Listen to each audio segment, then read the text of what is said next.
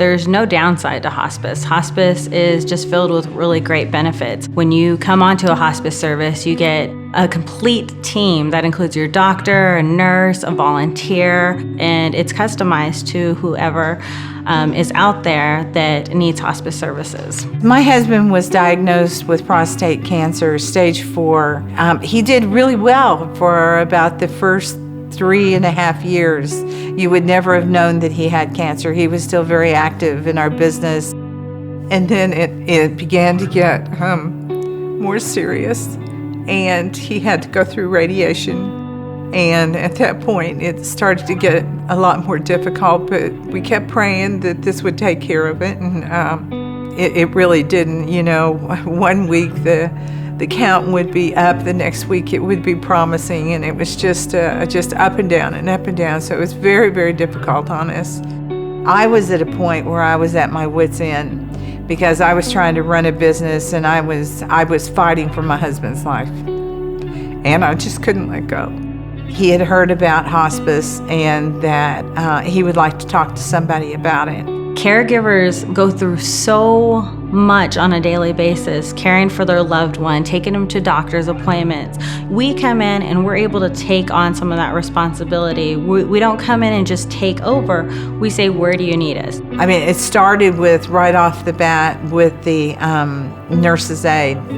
And we had one in particular, Maddie Justice, and my husband adored her because she was very religious.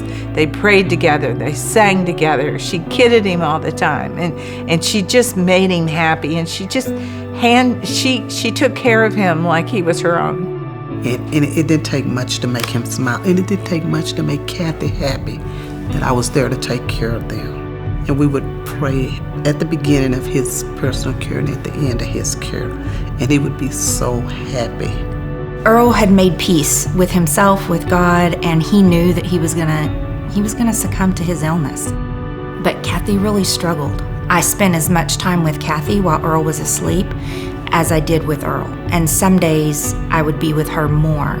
Corey wanted to make sure that I was taken care of. So did Maddie. We're not there to take a loved one, we're there to help a loved one.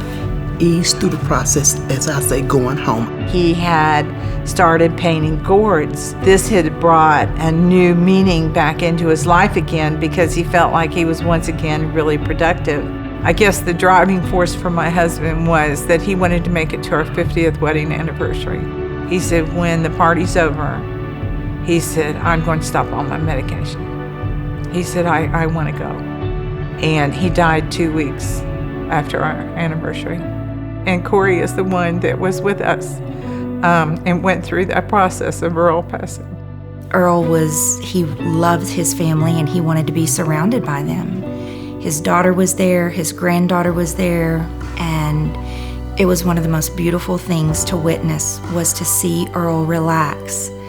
And he nestled his head on her, like on her chest, under her neck, and she was singing the song Oceans, and it was the most beautiful rendition. And Earl took his final breath as his granddaughter sang to him, and he was able to transition surrounded by his loved ones, and to see him peacefully go and his family to be there and be a part of it is a once in a lifetime that I will cherish forever. That night, we saw his spirit leave, and it was the most beautiful thing I've ever seen. And here we had a nurse that stayed by our side the whole entire time to ease our husband to his passing. And we will forever be grateful. You know, it's very promising. They're there to encourage you all the way. They're there to pray with you and to, lift you up. I know that Hospice of Midland, they go above and beyond what is expected of all other hospices, and it's those special moments that we get to share in that make us stand out. We are in the business of adding life to the last of someone's days. We bring love, joy, and peace. People that come into our life, they're not just an object, they're not just a name, they become hospice family. And when we enter into their home, they become our sisters, they become our brothers, they become our mothers, because that's what we are. assure them that we'll give quality care, we're gonna love them, and we're gonna cry with them.